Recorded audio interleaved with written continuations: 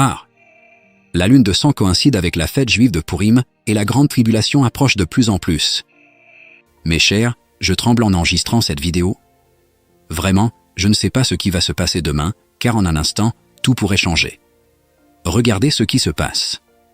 Le 17 février, une éclipse solaire, le 28 février, l'alignement de 6 planètes, et maintenant, la lune de sang le 3 mars. Ce jour-là, il va se passer quelque chose d'extraordinaire.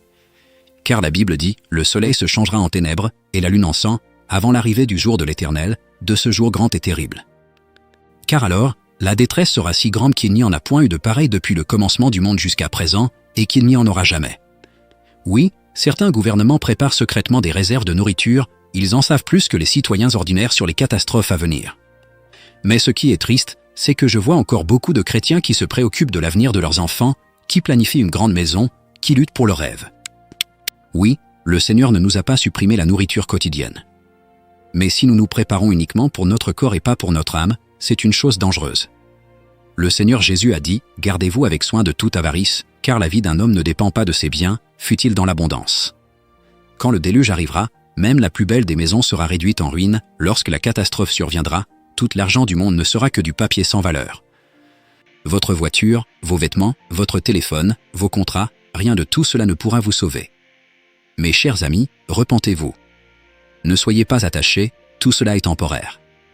Un jour viendra où vous vous réjouirez d'avoir renoncé à tout cela aujourd'hui.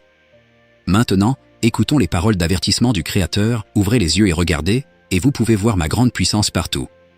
Vous pouvez être sûr de moi partout. Le cosmos et le firmament répandent ma grande puissance.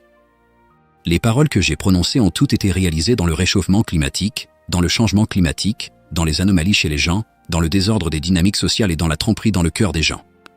Le soleil blanchit et la lune rougit, tout est en déséquilibre.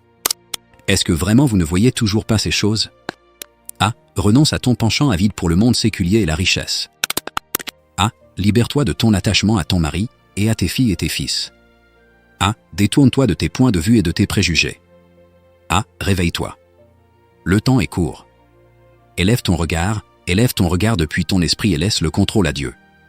Quoi qu'il arrive, ne deviens pas comme la femme de l'eau. Comme il est pitoyable d'être rejeté. Pitoyable en effet. A. Réveille-toi. Cher, ne laissez pas la cupidité devenir votre piège. Tant qu'il est encore temps, préparez-vous à recevoir la vérité et accumuler des trésors dans le ciel. Cliquez sur le lien de la page pour apprendre, c'est le refuge que Dieu a préparé pour vous, n'attendez pas.